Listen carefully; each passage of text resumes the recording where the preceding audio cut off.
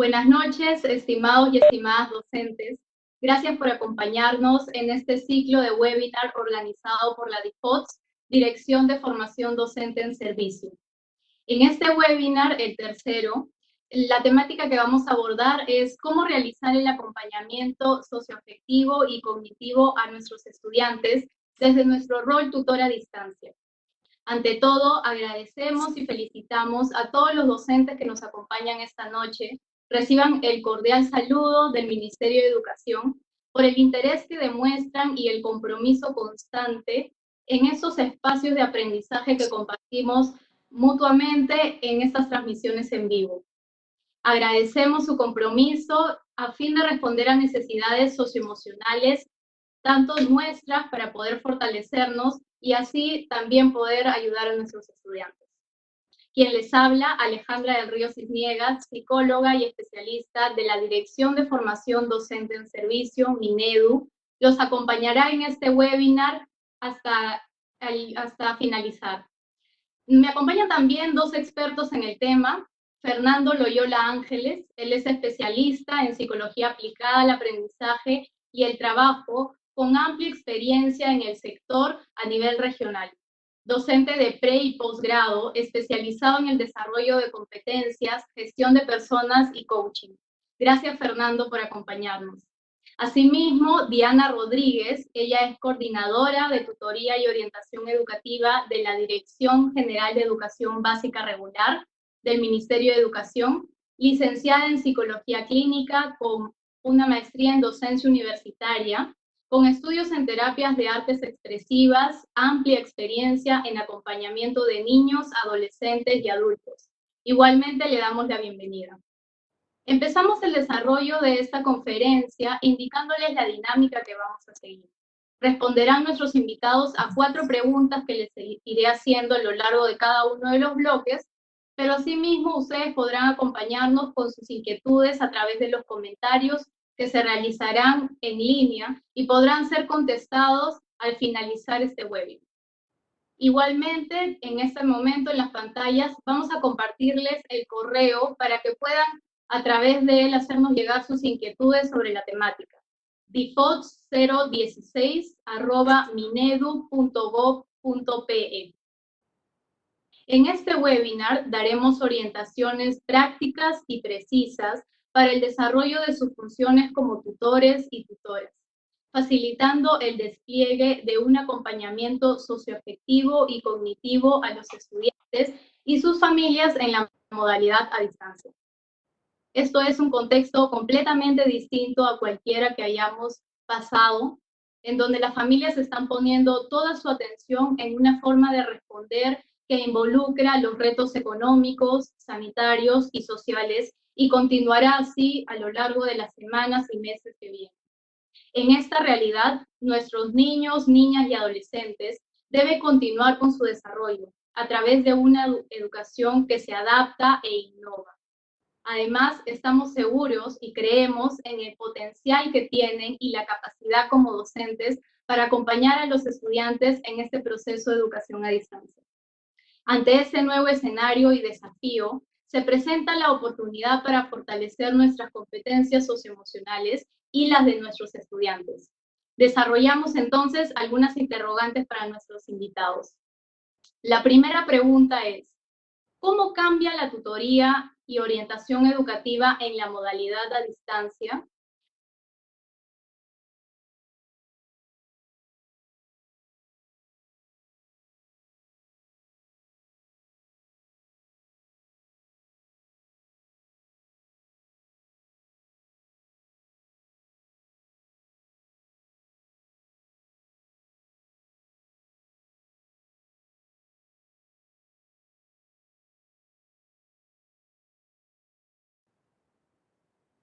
Buenas noches, maestros y maestras. Agradecemos su participación.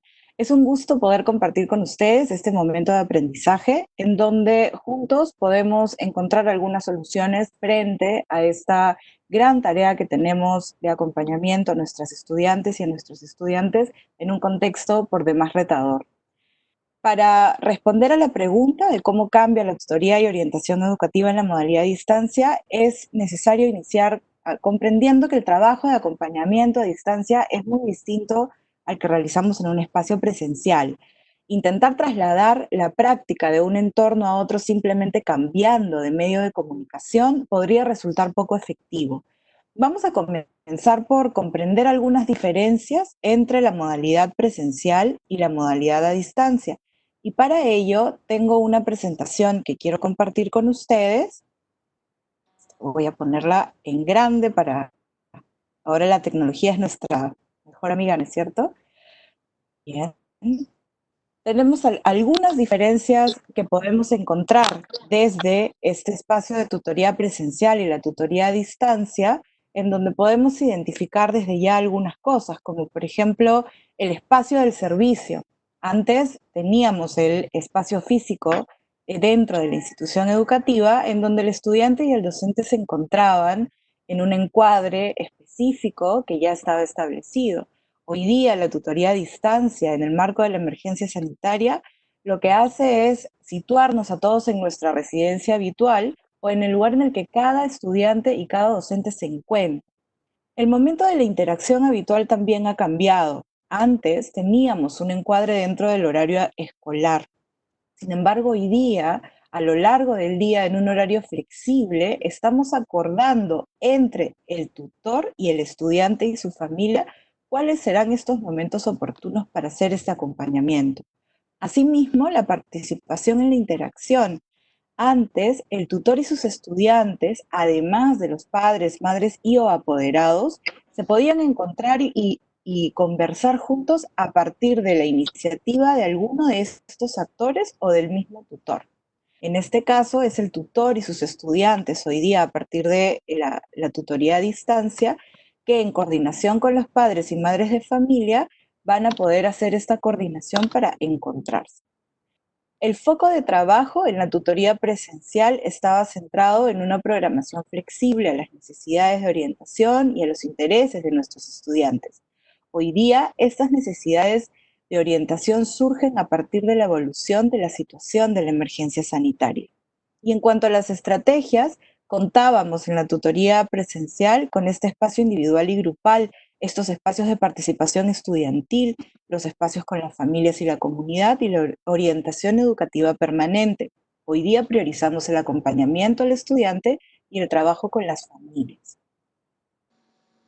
En cuanto, ahí estamos. En cuanto a las similitudes entre la tutoría presencial y la tutoría a distancia, podemos encontrar hoy día que los principios son los mismos declarados en la Ley General de Educación: ética, inclusión, calidad, democracia, interculturalidad, conciencia ambiental, creatividad e innovación, además del principio de igualdad de género. En cuanto a los enfoques, mantenemos los enfoques transversales que nos manda el Currículo Nacional de la Educación Básica. Las dimensiones personal, social y de los aprendizajes se mantienen en ambos formatos. Nuestras líneas de acción siguen siendo la formativa, promocional y preventiva. En cuanto a estrategias, encontramos que la tutoría individual y la grupal, los espacios de participación estudiantil, espacios con familia y comunidad y la orientación educativa es permanente. Para este contexto del estado de emergencia sanitaria, en el marco de la estrategia de Aprendo en Casa y la modalidad a distancia, estamos priorizando la tutoría individual, la orientación educativa permanente y los espacios de acompañamiento a la familia. Y en cuanto al rol de tutor, mantenemos este rol. Todos los docentes somos responsables del acompañamiento socioafectivo y cognitivo de nuestros estudiantes.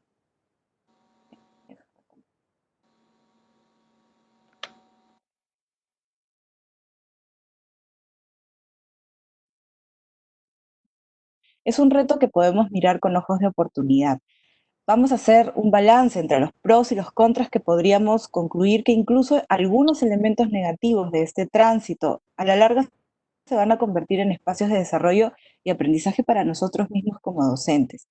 En el marco de esta emergencia sanitaria, la tutoría a distancia es la única forma que tenemos para brindar este acompañamiento a los estudiantes y a sus familias, por lo que nos toca orientar todos nuestros recursos y esfuerzos para convertirlo en un medio efectivo para este desarrollo y acompañamiento socioafectivo a nuestros estudiantes.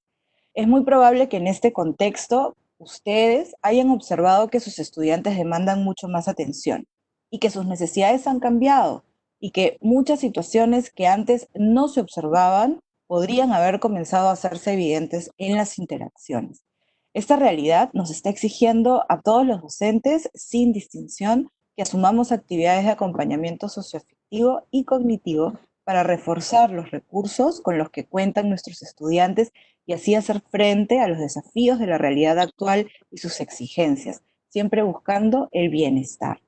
Entonces, en este contexto y más que nunca, todos los docentes estamos llamados a ser tutores y a brindar acompañamiento, este acompañamiento cercano a nuestros estudiantes y a sus familias.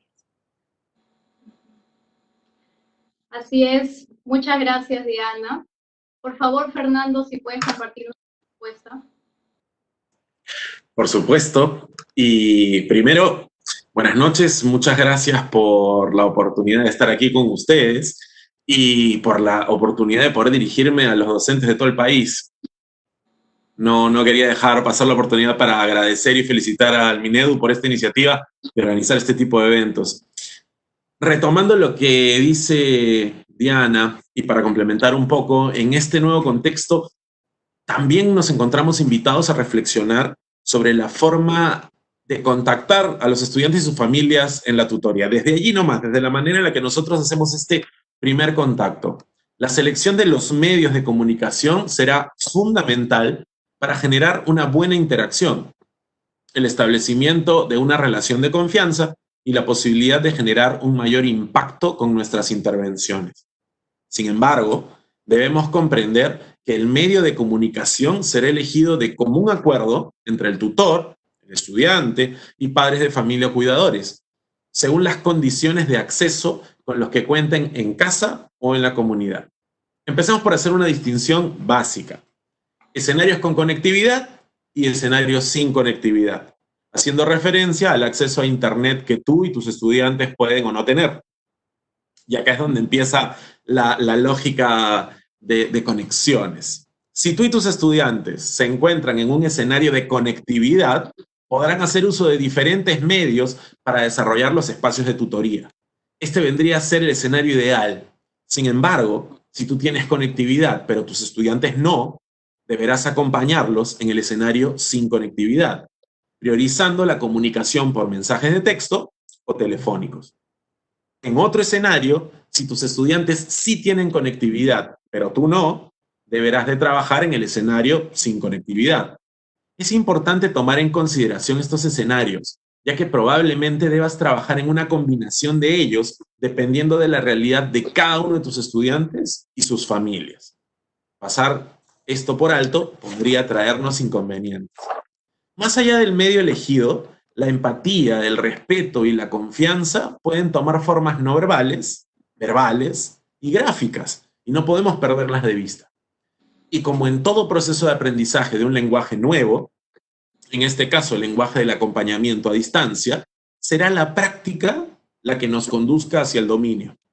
Asimismo, es importante siempre considerar los aspectos de seguridad al usar cualquier herramienta virtual. Cuidar la confidencialidad de las claves, usar plataformas consideradas seguras, utilizar filtros de contenido según edad o controles parentales, entre otras. Las diferentes herramientas suelen tener tutoriales o ayudas para la configuración de seguridad, que es importante consultar cuando aprendamos a usarlas.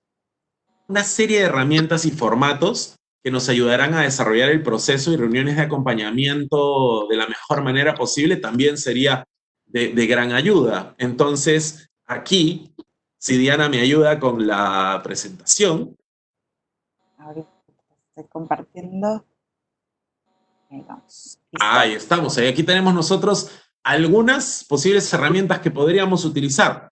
Por ejemplo, tenemos una primera propuesta que es el árbol de decisiones sobre necesidades de acompañamiento. Yo puedo llegar con una serie de técnicas, herramientas, propuestas, soluciones, pero abrir mi maletín y poder ponerlas todas sobre la mesa sería un poco extenso, tedioso, complicado. Quizás la mejor manera sería empezar a ir según lo que voy detectando, según las respuestas que voy obteniendo, según lo que voy observando, voy eligiendo qué tipo de intervención es la necesaria, e incluso tempranamente, si es que es momento de derivar o no. Luego, también podríamos tener una lista de chequeo para reuniones o acompañamientos. ¿Qué es lo que sucede aquí? Cuando nosotros hablamos de una lista de chequeo, lo que estamos proponiendo es la posibilidad de tener todo lo que necesitamos para que la reunión funcione bien. Y entonces, con esta relación, vamos marcando aquellos elementos que tenemos para que no se nos olvide nada en el camino. Porque en algunas ocasiones podría pasar que se nos olvide algo tan sencillo como lo que acabo de comentar, que yo estoy listo y conectado y me acabo de olvidar que mi estudiante no tiene conectividad. Entonces, ¿qué hago yo tratando de conectarme por un medio al que no tiene acceso? Formato de diseño de la reunión o acompañamiento. Y es que estos espacios deben de tener estructura, nuestras reuniones deben de tener una estructura. Quizás el transcurrir de la conversación, las necesidades, pueden surgir diferentes cosas que nos descuadren un poco, pero yo necesito tener un esquema básico sobre el cual actuar. Tener esto nos va a ayudar muchísimo. Luego, a ver, ahí estamos, formato de registro de la reunión o acompañamiento. Y es que es bueno también no solamente tomar nota en un blog o en una bitácora o en una hoja, sino que valdría la pena tener este mismo esquema o esta misma estructura que nos permita ir organizando esta historia que estamos creando con cada uno de nuestros estudiantes y sus familias. Y también podríamos tener un formato de registro de acuerdos, porque cada vez que cerramos una reunión que ha sido productiva, provechosa y positiva, deberíamos de llegar a algún tipo de acuerdo o actividad compartida que deberíamos de realizar, tanto las familias, el estudiante y nosotros. Muy bien. También tenemos nosotros un formato de plan de seguimiento, porque viene el tema y cuándo voy a hacer el seguimiento y qué formato va a tener este seguimiento y con qué frecuencia se va a dar y qué espero que suceda. Entonces, es importante señalar que no es que tengamos que usar todos los formatos siempre, y es más, acá solamente tenemos algunos, podrían ser muchos más, sino que son sugerencias para hacer más eficiente el proceso de acompañamiento. Listo. Muchas gracias, Fernando. Muy interesantes las respuestas de ambos, gracias por compartirlas. Por un lado, nos comenta Diana de algunas similitudes y diferencias que hay entre esta tutoría que ya se venía dando de manera presencial y cómo ahora se va a dar de manera a distancia. Y por otro lado, nos comenta Fernando la importancia de este primer paso, que es delimitar cuál va a ser el medio de comunicación para entablar esta tutoría con los estudiantes. Antes de pasar al bloque número 2, quiero mandar algunos saludos de docentes que nos están viendo en esta transmisión en vivo, ¿no? Nos dicen ICA, la región ICA presente, Cajamarca, La Libertad, Iquitos, Arequipa, Apurímac, Lima, UGEL 1, 4, 6, y otros que se están incorporando poco a poco. Muchas gracias por compartir con nosotros este espacio de aprendizaje virtual. Ahora ingresamos al bloque número 2. La pregunta es, ¿cómo desarrollar la tutoría individual en esta modalidad a distancia? Nuevamente empezamos contigo, Diana.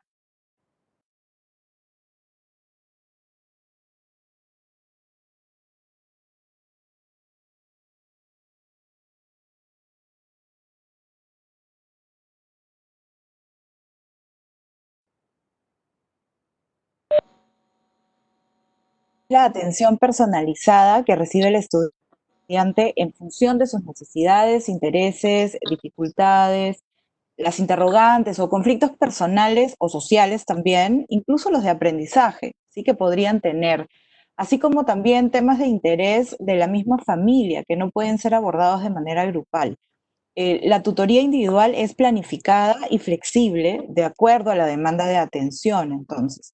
Como ya se ha mencionado, es nuestro trabajo como docentes tutores lograr que en el proceso de acompañamiento a nuestros estudiantes se trabaje y se reflexione acerca de su desempeño en estos espacios autorreflexivos que nosotros proponemos para que nuestros estudiantes sean capaces de identificar dónde están sus oportunidades de mejora y también dónde están estas grandes capacidades que están consiguiendo, estos logros que están ya desarrollando.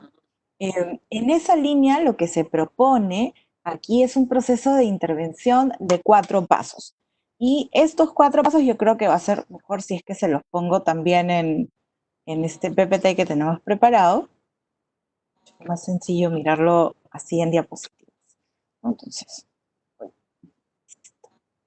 Entonces, en estos 4 pasos, comenzamos con el primer paso que nos dice que es importante identificar. Y para esto es necesario desplegar una serie de herramientas para que los tutores puedan reconocer cuál es el problema que presenta nuestro estudiante, qué es esta problemática que se está presentando, ya sea trabajando directamente con él o ella o indirectamente a través de la familia, porque a veces es la familia la que viene con la consulta, con la preocupación.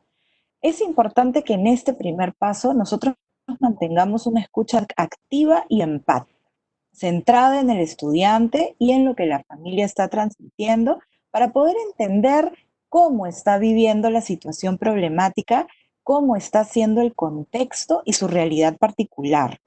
También es muy importante en este primer paso que nosotros indaguemos acerca del lugar donde viven, qué recursos tienen a la mano para trabajar el acompañamiento, qué tipo de carencias o necesidades podrían estar teniendo en familia, cuál ha sido el impacto de la emergencia sanitaria en esta situación familiar, si es que han habido lamentablemente algún tipo de enfermedad o fallecimiento de uno o más integrantes, y cómo está impactando también de manera económica a la familia. La comunicación debe ser siempre clara y precisa, brindando la oportunidad de escuchar sin juzgar, con la finalidad de generar confianza entre las partes y poder identificar estos objetivos a trabajar con nuestros estudiantes. El segundo paso tiene que ver con generar recursos. Se plantea un futuro realizable. Aquí es importante que nosotros podamos mirar con nuestros estudiantes hacia cuál es el horizonte que debería orientarse, convenciéndolo de su capacidad para lograr lo que se propone. El objetivo en este punto es que el estudiante pueda reconocer cuáles son estos recursos que tiene ya para enfrentar la situación que tiene enfrente, pero también cuáles son estos otros recursos que necesita conseguir o desarrollar, cuáles son estas habilidades que necesitamos ayudarlo a potenciar. Por supuesto, el trabajo con el entorno familiar va a ser fundamental, sobre todo cuando hablamos de niños y niñas pequeños, pero no dejar de lado que los adolescentes también necesitan que nosotros podamos acompañar incluso a sus familias. Un tercer paso tiene que ver con la organización para la acción. Aquí lo que buscamos los tutores es articular los recursos, necesidades y oportunidades, generando un conjunto de propuestas que sean posibles y motivadoras, que conduzcan al estudiante y se aplica también a la familia hacia la acción. Algunas preguntas guía para este paso podrían ser, por ejemplo, ¿qué has pensado hacer al respecto? La idea es poder establecer algunas acciones claras y precisas que nuestros estudiantes necesitan realizar para poder salir adelante, para poder sobrellevar la situación en la que se encuentran o el problema al que se enfrentan. Hay que recordar que se trata de establecer una estrategia, ¿sí? Otra pregunta que podríamos realizar es ¿cuándo o cómo o dónde harías esta acción que estás proponiendo hacer? La forma y los tiempos van a ser siempre muy importantes. Debemos precisar cómo serán realizadas estas acciones, quiénes estarán involucrados, cuál es este campo de protección y de acción que tiene alrededor nuestro estudiante para poder realizar estas acciones, cuáles serán los pasos a seguir, incluso identificar también los obstáculos y los apoyos a los que que puedan tener a su alrededor, ¿no? Aquí es importantísimo que podamos encontrar y determinar qué le podría impedir al estudiante lograr sus objetivos. Y esto puede tener causas familiares, sociales, afectivas, económicas, etc. Un buen plan de acción lo que necesita es construirse considerando las condiciones que pueden significar un obstáculo. Por ejemplo, mi plan no podría ser, nos vamos a reunir en videoconferencia 2 veces por semana cuando nuestros estudiantes no cuentan con dispositivos electrónicos disponibles para tal fin, ¿no? Entonces tenemos que hacer que sea realista también. A la vez, tenemos que identificar también estos agentes que pueden ayudar al estudiante a cumplir sus metas, esta red de soporte con la que cuenta, como algunos miembros específicos de la familia, o agentes comunitarios o personal de la institución educativa, psicólogos, compañeros, etc. Aquí otra pregunta que podríamos hacer es, ¿cómo puedo ayudarte? Y el tutor debería aprovechar esta oportunidad creada a partir del establecimiento de este vínculo de confianza adecuado para plantear estas diferentes opciones que tiene de ayudar al estudiante. Y esto también nos ofrece un encuadre, porque no podríamos ofrecerle algo que no se podría cumplir, ¿de acuerdo? Y un cuarto paso tiene que ver con la acción y seguimiento de los resultados. Aquí el tutor acompaña al estudiante o a sus padres a generar un plan de acción a partir de las estrategias y recursos que hemos identificado que se pueden realizar. Ayuda a establecer la forma en que los resultados van a ser medidos. Es importante que podamos establecer pautas que nos permitan reconocer cuándo un objetivo se ha logrado o, si es que no se logró, qué es lo que nos falta o qué necesitamos mejorar para que esto se consiga. Y también ayuda a determinar el seguimiento que vamos a realizar en el futuro cercano para seguir favoreciendo este proceso.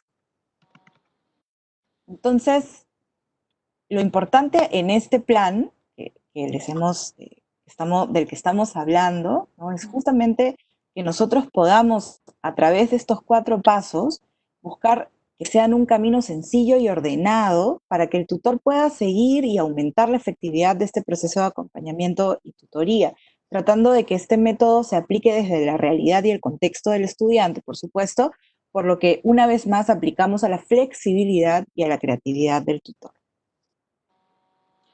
Así es, muchas gracias Diana, muy precisas sus respuestas. Le vamos a pedir a Fernando, por favor, que esta misma pregunta también pueda compartirnos.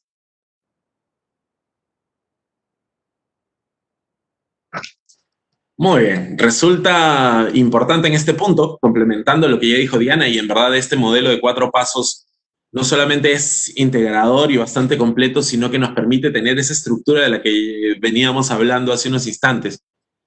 Resulta importante realizar 2 recomendaciones a tener en cuenta sobre el proceso de acompañamiento, teniendo en cuenta lo que el tutor podría encontrar durante las reuniones. Una primera recomendación es que el tutor debe estar atento a que los estudiantes se encuentren expuestos a situaciones de riesgo o presenten conductas de riesgo. Esto no es tan sencillo como lo era antes porque uno podía mirar y tener cerca a los estudiantes. Ahora en remoto es quizás un poco más difícil, pero no imposible si es que ponemos todos nuestros recursos en esta nueva forma de observación. En el acompañamiento se debe estar atento a que los estudiantes, y hay que saber si es que los estudiantes están presentando ciertos cambios o comportamientos que pueden significar la presencia de un problema socioafectivo o psicológico que afecten su desempeño escolar o su bienestar personal. El objetivo no es realizar un diagnóstico o reconocer un trastorno psicológico. Esto debe hacerlo un profesional especializado, recuérdenlo por favor. El real objetivo es poder identificar alertas, reportarlas y así ofrecer a la familia o al equipo docente alternativas para trabajar esos posibles problemas. Por otro lado, también tenemos que tomar en cuenta que el reconocimiento de estas alertas permitirá involucrarlas en el plan de acción a trabajar con el estudiante. Estas acciones incluyen la derivación oportuna a los agentes y canales ya establecidos para el apoyo y protección de los menores, de acuerdo con los marcos normativos que se tienen, como los lineamientos para la gestión de la convivencia escolar, la prevención y la atención de la violencia contra niñas, niños y adolescentes, y el nuevo Código de los Niños y Adolescentes, entre otros, según las situaciones. Es importante considerar que un estudiante podría no querer expresarse a través de los espacios de tutoría individual o que planteen necesidades de orientación diferentes a las que hemos anticipado o planificado. El acompañamiento socioafectivo implica brindar soporte cuando lo necesita el estudiante y según sus intereses, siendo flexibles, fomentando el vínculo y mostrando al tutor como un aliado. De esta manera, establecemos y promovemos la confianza. Una segunda recomendación se refiere a la integración de iniciativas en planes de acción para obtener mejores resultados. que conlleve el trabajo colegiado con otros docentes y agentes de la institución educativa para lograr mejores resultados. El tutor debe constituirse en el nexo entre la familia y el estudiante y la escuela, velando no solo por el trabajo de tutoría en sí mismo, sino promoviendo el diálogo necesario con los docentes encargados de la formación cotidiana. Se trata de poner a la comunidad educativa al servicio del desarrollo y el bienestar del estudiante. Muchas gracias a ambos por su respuesta, a Fernando y a Diana. Veo que se están incorporando también docentes desde Amazonas, Huancavelica, Ancash, San Martín, Lima Provincias. Veo de Cepagua, Atalaya, Ucayali. Les mandamos muchos saludos y les agradecemos que estén acompañándonos en este espacio. Entonces, Diana nos ha compartido cuáles son los 4 pasos específicos para poder hacer esta tutoría. Y por su parte, Fernando también nos ha comentado qué importante son poder identificar estas alertas que podamos ver en nuestros estudiantes y también considerar importante trabajar de la mano con un profesional de la salud mental, porque si bien podemos dar estas alertas, no es la idea que el docente realice algún descarte psicológico o algún diagnóstico, ¿no? Entonces, vamos a ingresar al bloque número 3. La pregunta es, ¿cómo desarrollar la orientación educativa de manera permanente en este contexto que estamos viviendo de educación a distancia? Te invitamos, por favor, Diana, a responder la pregunta.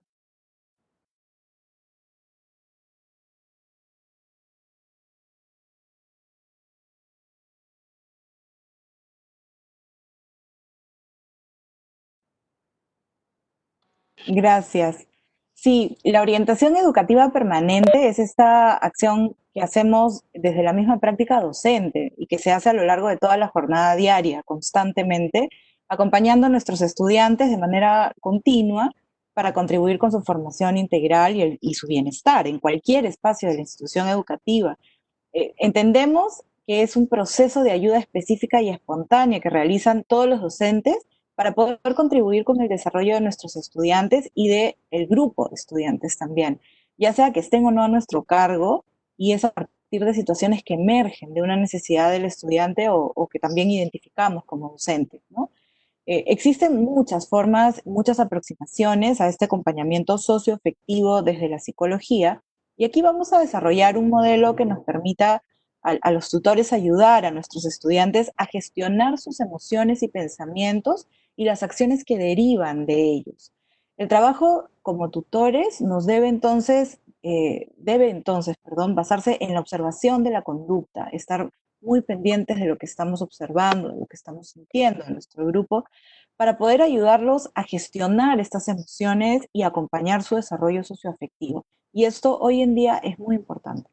Si bien la participación de las familias en este proceso es de acompañar el desarrollo, ¿no? Tomando en cuenta las condiciones generadas por esta emergencia sanitaria, es de mucha ayuda, pero en el caso de los niños más pequeños va a resultar indispensable además, por lo que la participación de los padres y las madres o cuidadores principales es un requisito fundamental que nosotros debemos tomar en consideración.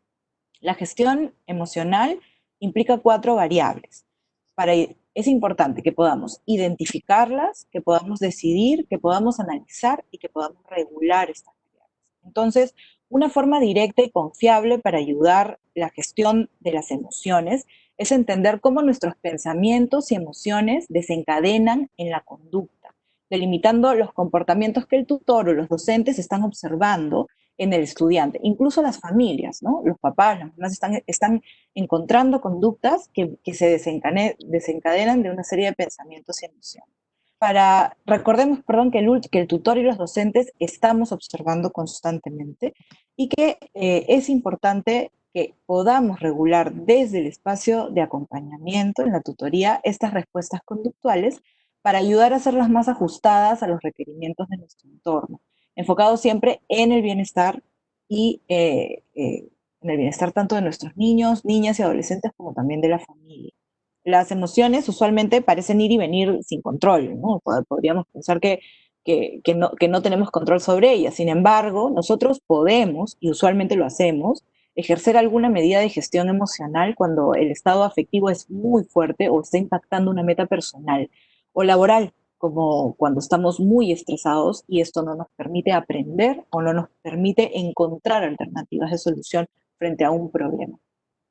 Podemos sugerirle a nuestros estudiantes estrategias para regular sus emociones, tales como concentrarse en su respiración, tomar un paseo corto, tal vez hacer un poco de ejercicio, tomando las medidas de seguridad necesarias, conversar con algún amigo, tomar una siesta o leer un libro, o pensar en la situación de una manera distinta. Y esta última estrategia, la de pensar en la situación de una manera diferente, es la que me gustaría desarrollar a continuación con ustedes. Para eso voy a recurrir nuevamente a la tecnología, rápidamente a la tecnología, ¿sí? Para explicar este cuadrito que estoy poniendo al frente.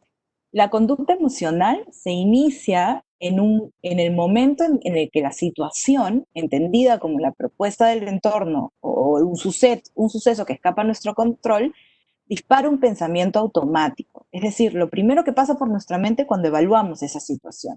Este pensamiento automático nos va a llevar directamente a sentir una emoción que surge de esta lectura o de esta interpretación que le hemos dado a la situación. Lo que esta emoción nos haga sentir va a impactar directamente en las acciones que realizaremos en respuesta a esta situación que se presentó. Y mientras más intensa sea la emoción, más fuerte e intensa será la acción. Aquí, las emociones surgen luego de haber evaluado la situación en la que nos encontramos. Esto se hace de manera automática. La regulación emocional va a ocurrir cuando nosotros podemos analizar este pensamiento, el que nos está generando la emoción, de manera positiva o negativa. Y esto nos va a ayudar a activar los impulsos que nos van a ayudar a modificar esta emoción y luego la respuesta que se estaba generando. Por ejemplo, vamos a tomar un ejemplo. Ay, mis rayitas. Vamos a tomar un ejemplo de modelo de gestión emocional. Por ejemplo, aquí les presentamos un problema. Tecnología, no me abandones. Yo podría pensar en la situación podría ser, tengo dificultades para realizar las actividades de aprendo en casa, que son algunas situaciones que nos han hecho llegar las familias a través de esos espacios que tenemos con familias semanalmente, ¿no? Entonces, la situación problema puede ser, tengo dificultades para realizar las actividades de aprendo en casa. Esto va a disparar un pensamiento automático. No soy capaz de aprender así. Necesito apoyo. Este es un tipo de pensamiento que podría ocurrir, ¿no? Esto me va a llevar, este pensamiento me va a llevar a una emoción, que puede ser sentirme desanimado, sentirme frustrado o sentirme ansioso, ¿de acuerdo? Y una vez que el pensamiento y la emoción se han instalado, va a disparar entonces una acción. Voy a dejar de prestar atención al programa porque sé que no podré aprender. Y esto nos está diciendo que en este ciclo de emoción, de situación, pensamiento, emoción y acción, nosotros debemos atender desde el momento en el que surge la situación, ¿no? Entonces aquí, en el modelo de gestión emocional, el tutor debe ayudar al estudiante a plantear pensamientos alternativos que respondan a otras posibles interpretaciones de la situación, de tal manera que se puedan cambiar estas emociones tal vez de cólera o de ansiedad o de frustración o ira por otras que puedan ser controladas de una mejor manera. Entonces aquí podríamos pensar que en esta situación problema, tengo dificultades para realizar las actividades de aprendo en casa. Si yo cambiara este pensamiento de no soy capaz de aprender así por tal vez otra alternativa, como sería tengo cierta dificultad para aprender así, pero ¿no? Podría encontrar tal vez esta es una situación nueva para mí, lo nuevo necesita de un periodo de adaptación, ¿no? Distintas alternativas al pensamiento que no sea solamente el negativo, me puede llevar a sentir otra emoción. Si yo lo pienso como, ok, es una situación nueva para mí y las cosas nuevas me pueden tomar un poco de tiempo, pero lo puedo conseguir, la emoción ya no sería desánimo o frustración, sino tal vez sería de tal vez incluso no solo es entusiasmo, sino también un poco de intriga por cómo voy a conseguirlo, ¿no? Y esto me lleva a acciones distintas. Tal vez ya no dejo de prestar atención, sino que busco alternativas o pregunto o consulto o traslado mi preocupación para encontrar en mi red de soporte alguna ayuda que me pueda ayudar a trabajar sobre esto, ¿no? En el caso de, vamos a poner otro ejemplo, ¿no? En el modelo de gestión emocional, ¿cómo sería una solución? Hemos visto el problema, ahora vamos a ver alguno que nos plantea una solución, ¿no? Por ejemplo, ese es otro caso que también hemos ido escuchando y atendiendo a través de estos espacios que tenemos con familias, ¿no? Este es mi último año de colegio y no percibo que estemos aprendiendo lo necesario para salir preparados para los estudios superiores. Esta es la situación problema. Frente a la incertidumbre de este grupo de estudiantes que está por terminar su ruta académica en la escuela básica, ¿no? Una preocupación que surge y que es importante es justamente que tal vez percibo que no estoy aprendiendo lo mismo. Esta ha sido una preocupación, ¿no? Y esto me puede llevar a el pensamiento, el siguiente pensamiento. Aprendo en casa está reforzando competencias clave para desarrollar una carrera a futuro. Quizás deba pensar nuevamente mis opciones. Si es que yo me enfoco en la alternativa de este año se están priorizando una serie de competencias, este año estamos priorizando a partir de la coyuntura una serie de situaciones significativas para conseguir que todos cumplamos con nuestra ruta y con nuestro perfil de egreso, esto me podría llevar a una emoción distinta, ¿no? A tener interés, optimismo, curiosidad, a sentirme entusiasmado por este nuevo espacio formativo, por esta nueva estrategia que me está obligando a desarrollar competencias que tal vez antes no había desarrollado con tanta necesidad, ¿no? Como las competencias tecnológicas, que son tan necesarias en un mundo como el nuestro.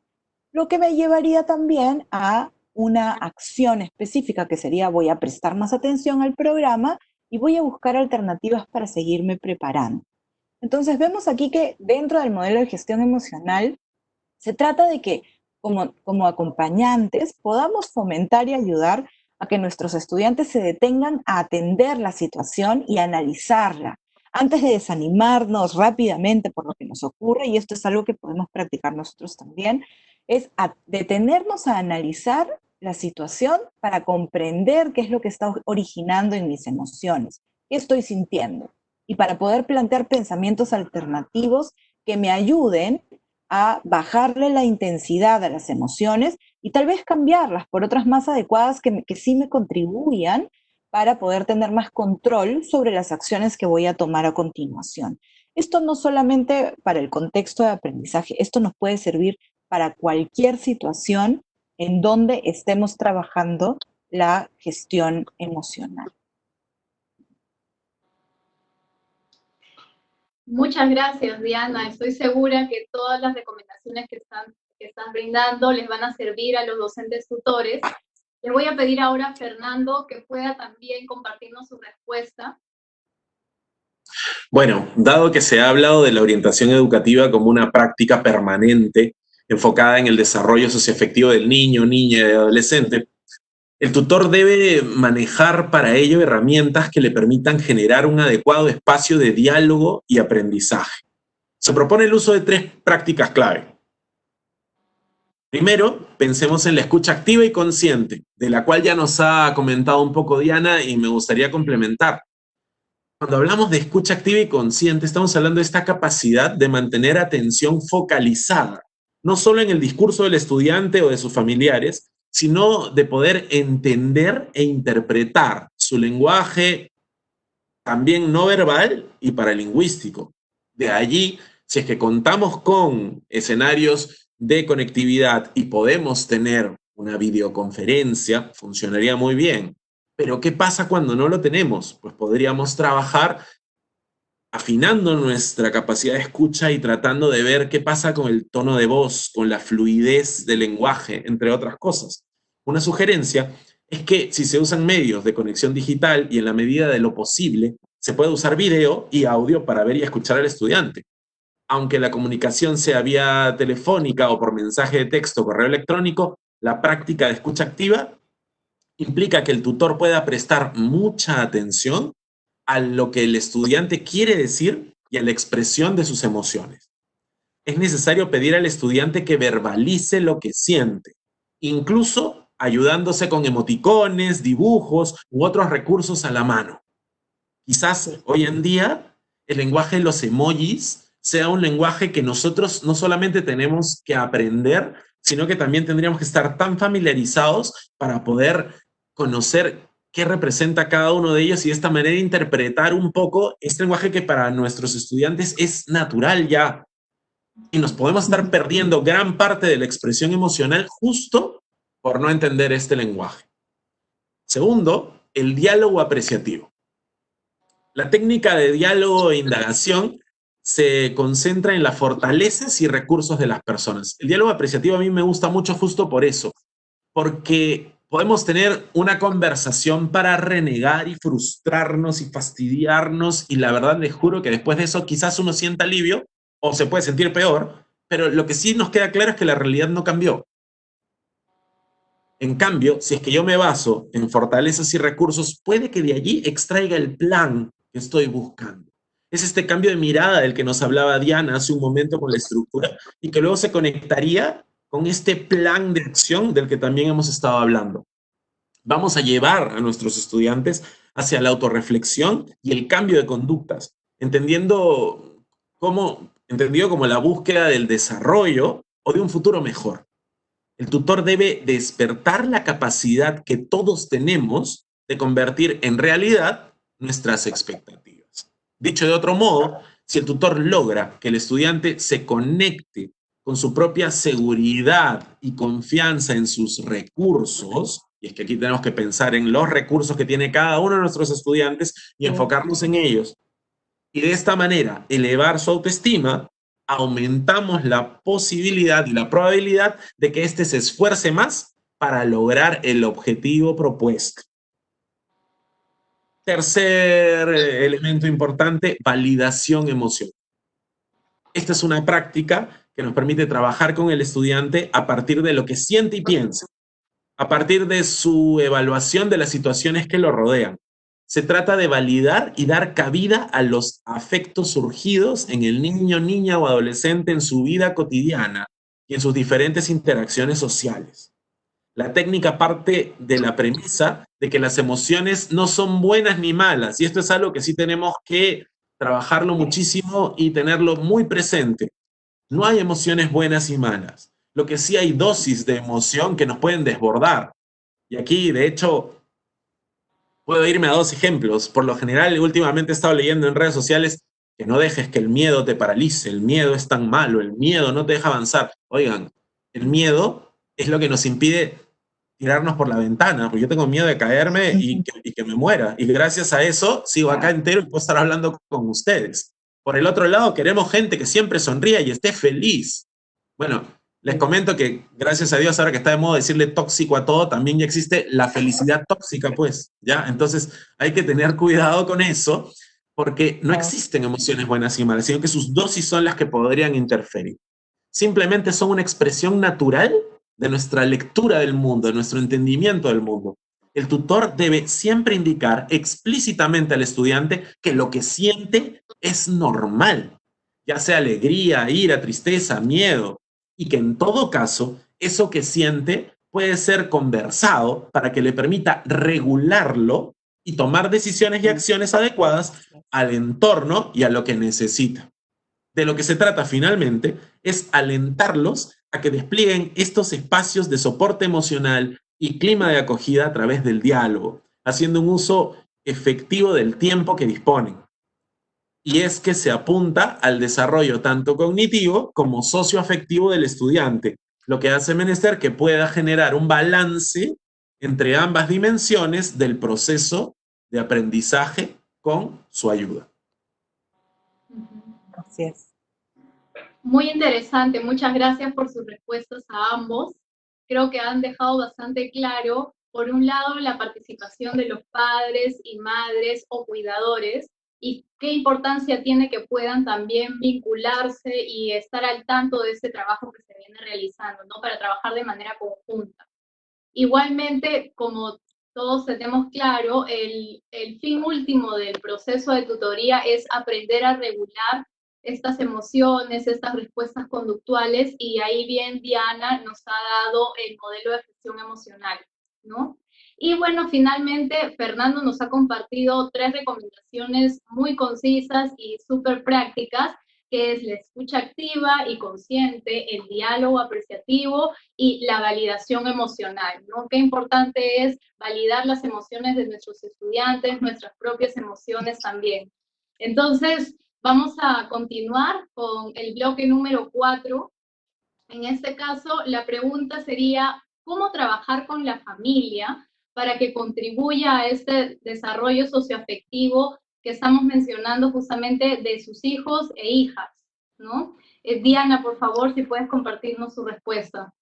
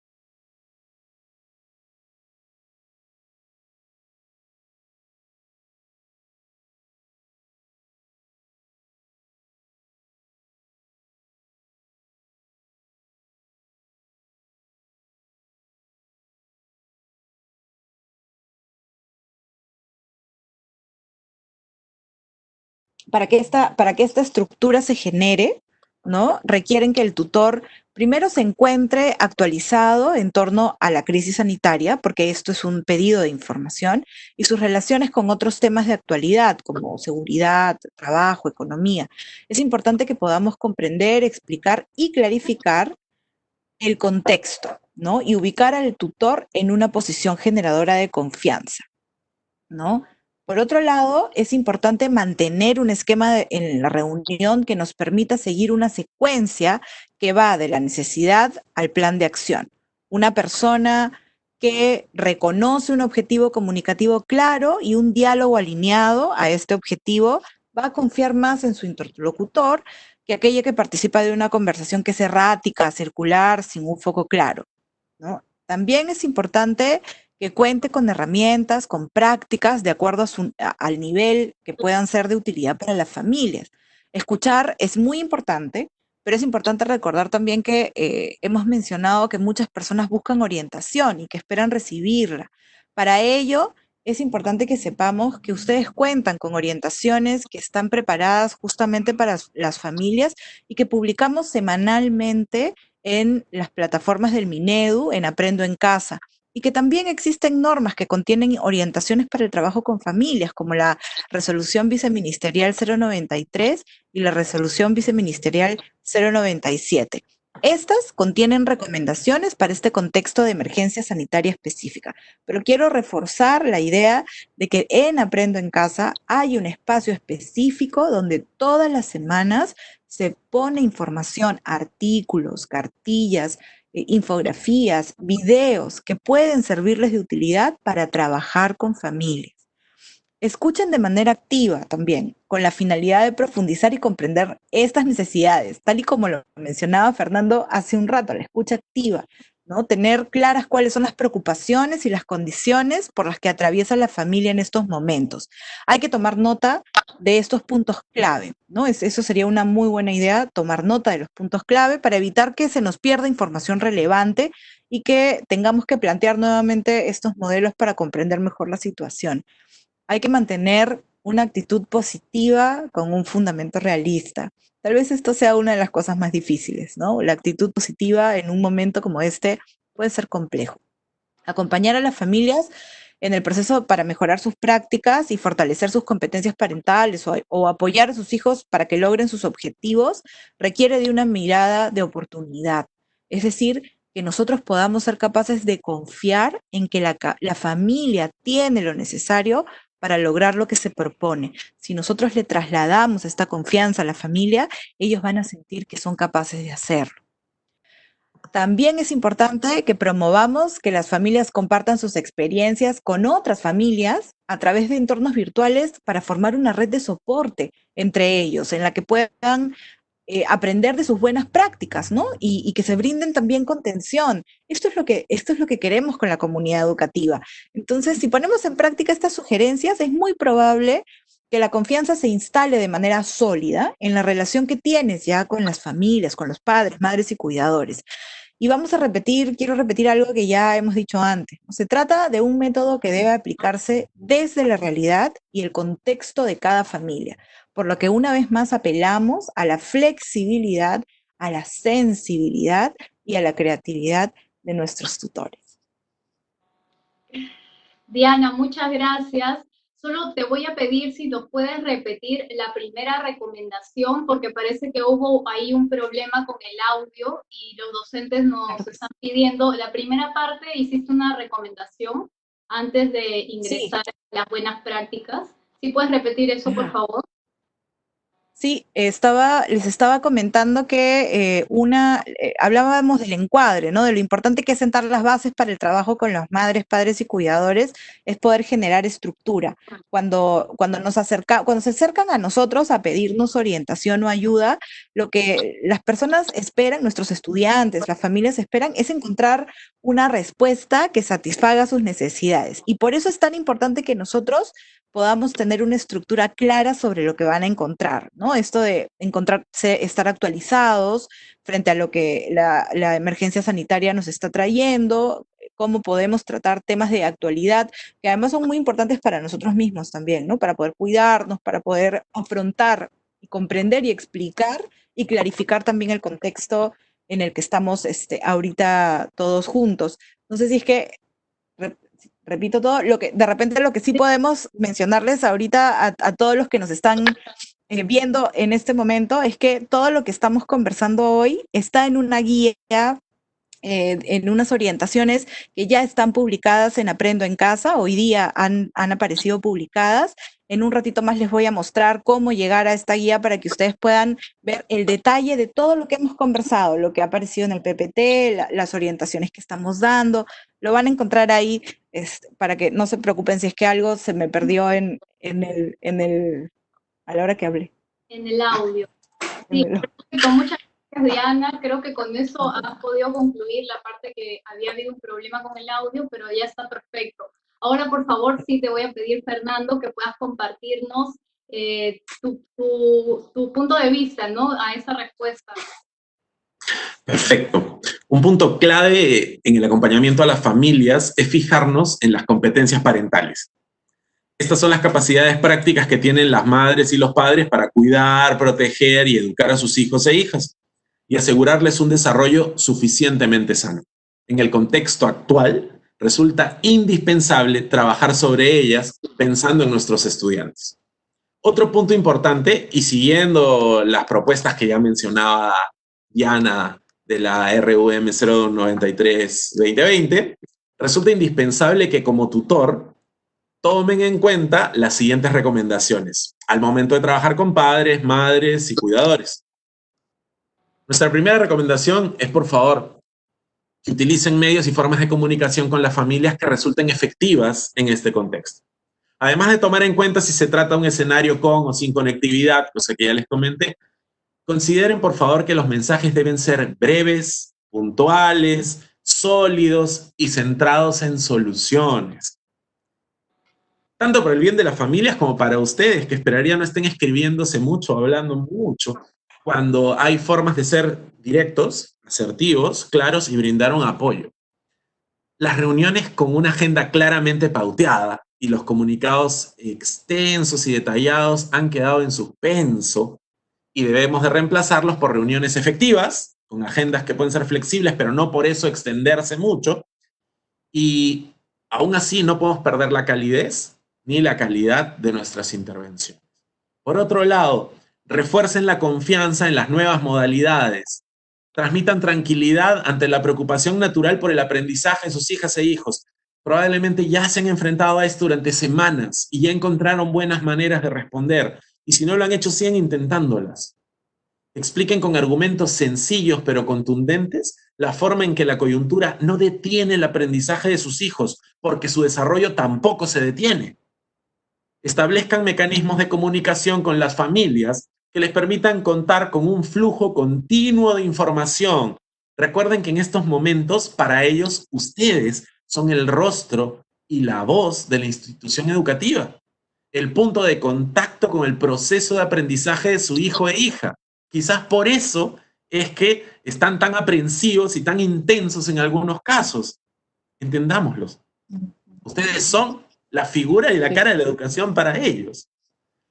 Brinden la mayor cantidad de información posible a las familias sobre los avances y logros de sus hijos, sin saturar, como les he dicho, pero que sea suficiente, de manera que se sientan involucrados en su proceso de aprendizaje. O sea, atrás quedaron esas sorpresas de las calificaciones o de los avances. Tratemos que sientan este seguimiento tanto más cercano que antes. Mantengan siempre una actitud de apertura y de escucha con las familias, comprendiendo que la preocupación natural ante la incertidumbre, porque el ser humano no nació para vivir en la incertidumbre, y de ahí vienen muchas cosas, desde los chismes hasta la búsqueda de información, desde lo negativo hasta lo positivo. Y esta preocupación se intensifica por la proliferación de noticias falsas, la magnificación de eventos negativos, y ahí las noticias no ayudan mucho porque lo negativo lo hacen gigantesco y lo positivo lo ponen pequeñito, y la rápida difusión de una actitud negativa. La actitud negativa se contagia con mayor intensidad que la positiva.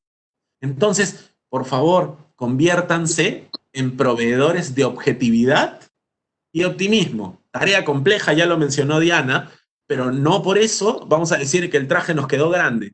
Nos lo podemos poner y podemos salir a tratar de generar esto en nuestros estudiantes y sus familias, siempre basados en hechos e información de fuentes confiables, por favor. Recuérdenles, además, que cada persona es dueña de su aprendizaje, pero que la familia comparte la responsabilidad por los logros de este proceso, por lo que es indispensable desarrollar recursos, y acá viene esta lista hermosa que a todos nos cae, desarrollar recursos en la familia como la paciencia, el respeto, el cuidado, la empatía, la resiliencia, que es un término que está tan de moda, pero que tenemos que aprender no solamente a entenderlo, sino a abrazarlo y desarrollarlo, y sobre todo, el cariño. Que nunca falta, nunca sobra, pero tenemos que lograr que siga creciendo. Finalmente, apóyense en los recursos y canales de la estrategia Aprendo en Casa. Ya lo mencionó Diana, y de verdad, yo soy fanático de los recursos de Aprendo en Casa y aprendo muchísimo yo también, porque en realidad tenemos todo a la mano. Lo único que tenemos que hacer es empezar incluso a generar nuestras propias articulaciones para asimilarlos y volverlos nuestros. Estos recursos complementan muy bien la labor de tutoría, brindando herramientas para los padres, madres y cuidadores. Entonces, eso es lo que tenemos. esperamos que los utilicen.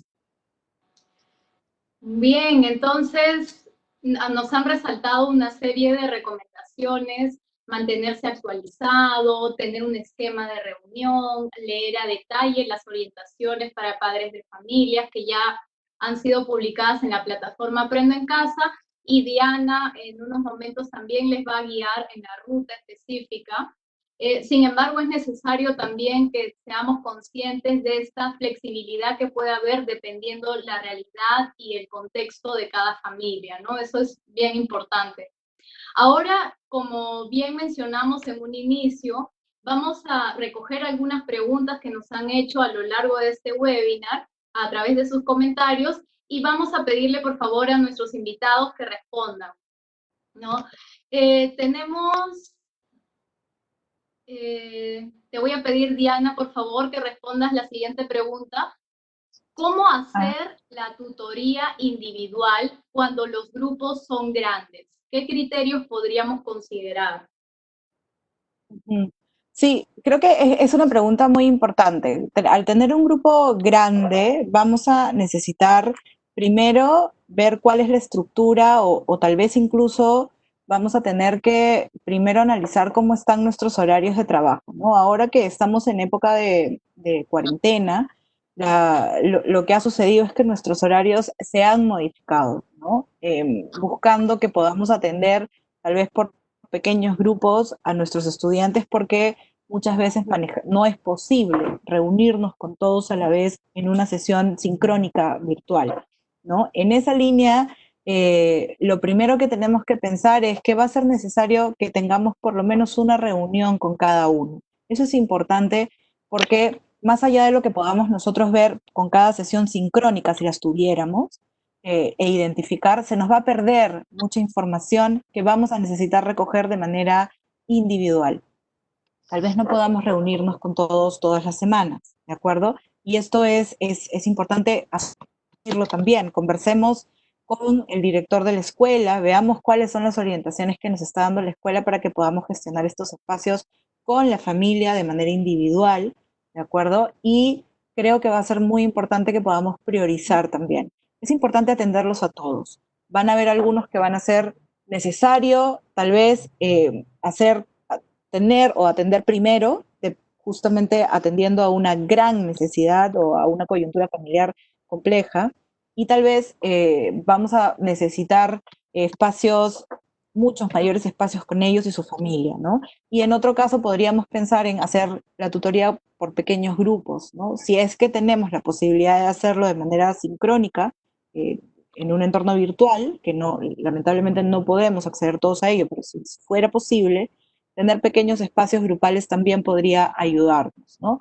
Grupos de 5, puede ayudarnos a tener una conversación con ellos, ¿de acuerdo? Es importante priorizar, es importante identificar cuáles son tal vez las situaciones más complejas para atenderlas primero, pero sí es necesario que tengamos al menos una reunión con cada uno de nuestros estudiantes que podamos distribuir a lo largo de la semana o de las semanas, ¿sí? Listo, muchas gracias, Diana. Le vamos a pedir ahora a Fernando que nos responda de manera un poco concisa, porque estamos con el tiempo, y tratar de responder la mayoría de preguntas. ¿Cómo hacer frente a la ansiedad de los padres para que sus hijos avancen en los contenidos? Buenísimo, es una excelente pregunta. La ansiedad parte, y tengamos en cuenta esto, en muchos casos del no saber qué hacer. Entonces, un padre que no tiene idea de qué hacer desborda. ¿Qué es lo primero que yo puedo hacer? Es trabajar dándole algunas recomendaciones marco, algunos elementos de referencia para que ese padre, esta madre, entiendan cuál sería su rol, de qué manera podría actuar, y a partir de eso empezar a observar pequeños avances. No esperamos pues que pase a un nivel espectacular su hijo, quien venía arrastrando algún problema y ahora de pronto se volvió el mejor estudiante del país, pero si empieza a descubrir que en la participación del padre o la madre está generando un poco más de motivación, quizás un poco más de dedicación, quizás algún aprendizaje que te comentan, entre otras cosas, de ahí la importancia de descubrir cuáles son estos indicadores. Y con eso baja esta ansiedad, baja esta aprensividad, porque empiezan a darse cuenta que ya tienen una pequeña fórmula que genera pequeños resultados y probablemente la siguiente conversación sea, profesor, ¿y ahora qué sigue? ¿No? Y entonces vamos creando un círculo virtuoso. Y yo quisiera, si me permites, Alejandra, quisiera complementar la respuesta de Fernando, Claro. que es importante que nosotros le podamos transmitir a las familias que aprendemos en todo momento y en todo lugar. Estamos diseñados para aprender. La forma en la que se están proponiendo hoy día las experiencias de aprendizaje van a desarrollar, van a ayudar a seguir desarrollando las competencias en nuestros hijos. Recordemos que nosotros estamos hablando de un currículo que promueve el desarrollo progresivo de las competencias. Por lo tanto, hoy día tal vez no estemos avanzando tan rápido en una competencia. Pero miren lo que está pasando con la competencia, por ejemplo, que ve la tecnología, con la competencia que está viendo ciudadanía, con las competencias, estamos desarrollando, estamos fortaleciendo mucho más rápido, algunas otras que tal vez iban a tomar más tiempo. Y lo interesante de nuestro currículo es que nos permite que nosotros podamos ir avanzando progresivamente a nuestro propio ritmo a través de las competencias hasta lograr el perfil de egreso. Y eso lo vamos a conseguir hoy día, lo vamos a conseguir mañana, lo vamos a seguir trabajando durante todo el trayecto educativo con sus hijas y con sus hijos. Y ese es un mensaje importantísimo que tienen que saber nuestras familias. El currículo nos permite que nosotros vayamos avanzando progresivamente. Van a seguir aprendiendo en casa, en la escuela, en el parque, todo el tiempo aprendemos. Es solo cuestión de saber cómo fortalecer, cómo reflexionar, cómo acompañar. Y para eso hay información en Aprendo en Casa, en las orientaciones para familias también. Así es, muchas gracias. Muy importante eso que nos mencionas, que todos estamos aprendiendo, ¿no? Los docentes, los estudiantes, los padres de familia, todos trabajando juntos. Entonces, Diana, quería hacerte una pregunta que también nos han hecho llegar. Nos dicen, ¿cómo se podría trabajar la tutoría individual con niños pequeños de 3, 4 años? ¿Qué es lo que se sugiere para este ciclo? Sí, la tutoría en inicial, sobre todo, es un espacio que trabajamos en realidad transversalmente, porque en inicial trabajamos con la familia directamente, ¿no? Entonces, tal vez es el nivel en donde mucho más énfasis se pone el trabajo con familias, porque no hay nada que podamos hacer con nuestros pequeños estudiantes que no involucre a la familia directamente. Entonces, pensar en un espacio con ellos es pensar en un espacio con la familia. Por eso, toda la propuesta de inicial, en realidad, acoge de manera transversal la tutoría siempre, ¿no? Tanto cuando hemos estado en presencial como ahora que estamos a distancia. Los espacios que podamos tener con la familia nos van a servir para trabajar con nuestros pequeños estudiantes sobre las dificultades o sobre los aciertos, logros, necesidades que vayan surgiendo. Y aquí, más bien, probablemente quienes tengan más cosas que decirnos van a ser los padres y las mamás, el papá, ¿no? que el mismo estudiante, ¿no? Que nuestro mismo pequeño, ¿no? Entonces ahí, básicamente, en inicial lo tenemos que pensar de esta manera, es el trabajo con la familia. Perfecto, gracias Diana. Y llegamos a nuestra última pregunta, Fernando, te voy a pedir que la contestes. Nos dicen, ¿cómo recuperar el interés de algunos estudiantes que se han desanimado por estudiar? ¿No? Nos dicen que a veces eso también hace que el docente se sienta un poco desanimado. ¿Qué recomendaciones le podrías dar? El enfoque ya nos va dando la respuesta. Quizás el estudiante se ha desanimado de estudiar, y voy a conectar con lo que nos acaba de decir Diana, pero no necesariamente se ha desanimado de aprender. Entonces, tenemos que entender que una cosa es lo que nosotros entendemos como estudio y otra cosa es la posibilidad de explorar desde el mismo estudiante, porque acá viene el tema. Y nos vamos al ejemplo que nos puso Diana hace un rato, ¿no? Quizás la desmotivación está en los grados mayores porque, estoy terminando el cole y la verdad no estoy preparado para el mundo de allá afuera y justo tocó pandemia en mi quinto de secundaria. Entonces, ¿ya para qué? El famoso ¿ya para qué que utiliza muchas personas en este momento.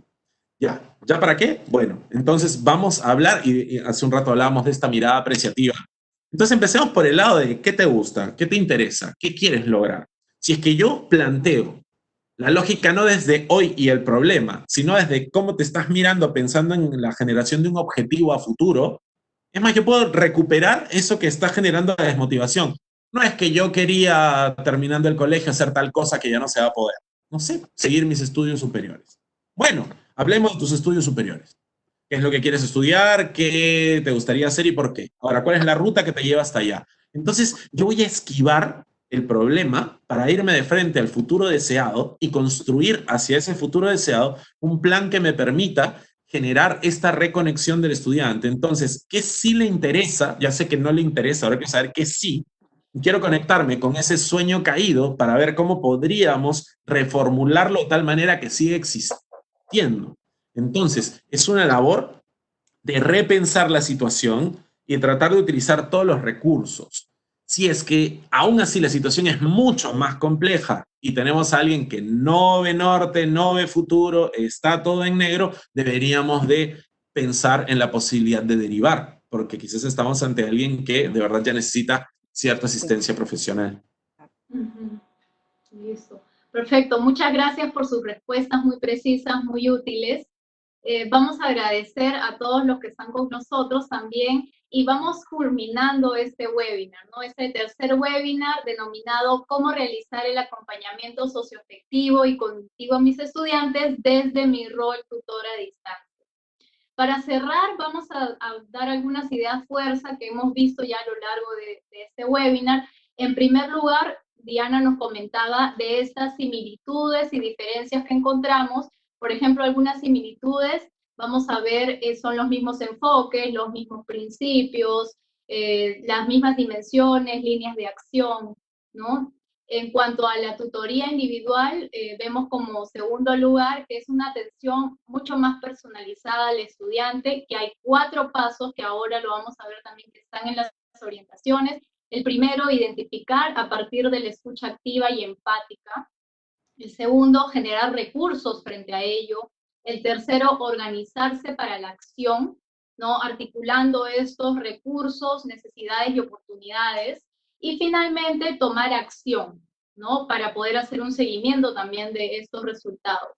Como un tercer punto para destacar, vemos que los tutores son este nexo entre la familia, el estudiante y la escuela, ¿no? Y es importante por eso mantener constante comunicación entre el docente que acompaña día a día al estudiante y el docente tutor, ¿no? Y como cuarta idea, vamos a comentar que es importante también que el docente pueda empaparse de estas orientaciones que se están brindando desde el ministerio y que Diana nos ha mencionado, este modelo de gestión emocional, ¿no? Para el acompañamiento socioafectivo y nos puede ayudar así también a gestionar las emociones, los pensamientos, las acciones de nuestros estudiantes. Finalmente, la escucha activa es permanente. Ahí es muy importante la validación emocional que hagamos de nuestros estudiantes y trabajar de manera conjunta con las familias, ¿no? Utilizando el medio de comunicación que mejor se acomode según el contexto en el que estamos. Bueno, de esta manera, estimados, estimadas, hemos llegado al final de este webinar. Les agradecemos mucho a todos aquellos docentes que nos acompañan de distintas partes de nuestro país, a todas las personas que nos han seguido durante esta casi hora y media que estamos en la transmisión. Y le voy a dar las palabras a Diana para que pueda ya despedirse y agradecemos su participación, ¿sí? Diana, tal vez en ese momento puedes aprovechar también para decir la ruta de las orientaciones. Ya, perfecto. Voy a compartir ahorita mi pantalla. No sé si está en pantalla ahorita. Sí. Aprendo en casa. Ya. En principio, creo que es importante que todos sepamos que dentro de Aprendo en Casa hay varios espacios importantísimos para nosotros, pero cuando queremos trabajar directamente con docentes, para encontrar esta guía debemos entrar a docentes, luego debemos entrar a gestión de emociones y ciudadanía activa, y aquí vamos a encontrar la guía que les estaba comentando, que ha salido hoy sobre el tema que estamos trabajando. Aquí van a ver ustedes, es una guía preparada para ustedes, en donde vemos orientaciones generales para docentes tutores sobre el acompañamiento socioafectivo y cognitivo a las y los estudiantes en esta modalidad a distancia. Quiero aprovechar también para mostrarles este otro espacio rápidamente, que es de familias, porque las familias necesitan mucha orientación y aquí hay insumos que les van a servir a ustedes para hacer este acompañamiento, desde orientaciones generales sobre cómo las familias pueden acompañar Aprendo en Casa en cada una de sus modalidades, hasta temas de inclusión y atención a la diversidad, seguridad y protección del estudiante en este contexto virtual. Aquí hay pautas y orientaciones específicas sobre cómo cuidarlos. Y en el espacio Somos Familia ustedes van a encontrar una serie de artículos, videos, infografías que están ahí dispuestas para que las familias y ustedes, docentes, tutores, puedan apuntalar sobre los temas importantes. Aquí trabajamos desde cómo aprender del error para verlo como una oportunidad, cómo promover la empatía, cómo acompañar a mi hijo en este espacio de aprendizaje. Entonces, lo que quiero decirles con esto es que estamos preparando, estamos pensando en la gran necesidad que tenemos de acompañar de manera muy cercana a nuestros estudiantes, a nuestras familias y a ustedes. La información está ahí para que ustedes la utilicen. Vamos a seguir sacando y actualizando estos espacios constantemente. Tenemos este espacio, estos streaming con familias todos los jueves a las 6 de la tarde. Así es que es un gusto estar con ustedes hoy día y será un gusto volverlos a ver el jueves a las 6 de la tarde para hablarle a las familias, para trabajar juntos en una comunidad educativa que se sostenga, que aprenda juntos, que siga creciendo y que crezca en bienestar, que es lo que necesitamos hoy día, bienestar.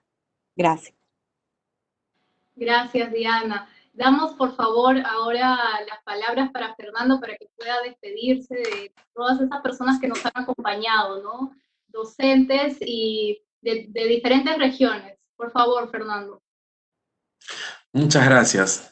Primero, gracias a todos ustedes por estar aquí, porque definitivamente el hecho de tenerlos después de una jornada de lunes, para mí es una demostración de compromiso y es una demostración de interés, y más allá de cumplir con una función, es esa forma en la que ustedes viven su rol y están inspirando a una generación completa en medio de una situación para la cual nadie nos preparó. Y quiero agradecerles por eso, especialmente a quienes vienen de lugares remotos y se nos han conectado y quizás en otra coyuntura no hubiéramos podido. Bueno, aquí estamos todos conectados. Gracias por estar aquí.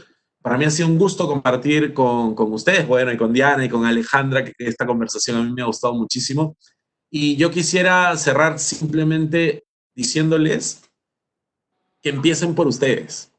Es decir, que todo el trabajo que hacen y todo el esfuerzo que hacen y todo este punto que termina en cansancio, que no los agote. También ustedes empiecen a cuidarse a ustedes mismos, tengan estos diálogos con ustedes mismos, reúnanse, convérsenlo, busquen estos espacios para que ustedes también puedan hallar ese bienestar, ese cuidado emocional, porque si nosotros nos cuidamos, podemos cuidar a nuestros estudiantes. Pero si nosotros mismos no nos cuidamos, entonces tengamos claro que no nos va a ir muy bien en esta gran misión que tenemos. Así que gracias y a cuidarse mucho. Así es, coincido completamente con lo que nos dice Fernando, ¿no? Que es importante cuidar a nosotros mismos para poder así cuidar a los demás. Bueno, damos por finalizado este tercer webinar del ciclo de conferencias que estamos sacando desde la Dirección de Formación Docente en Servicio, denominado Fortalecimiento de las Competencias Socioemocionales en el Contexto de Emergencia Sanitaria. Ha sido un agrado poder moderar con nuestros invitados. Esperemos que vamos a seguir trabajando, ¿no? De manera junta. Quiero decirle a todos los docentes que nos están observando que esta transmisión en vivo y la que ya hemos venido realizando se guardan en el Facebook de Perú Educa, por donde estamos realizando la transmisión en este momento, y si no, también pueden encontrarlo en la página web envivo.perueduca.pe. Asimismo, hacerles recordar que nuestra dirección de correo electrónico difots016@minedu.gov.pe para las inquietudes que puedan tener y tal vez algunas que no se han podido absorber en estos momentos. Muchísimas gracias a todos por sintonizarnos. Los esperamos en otra oportunidad. Hasta luego.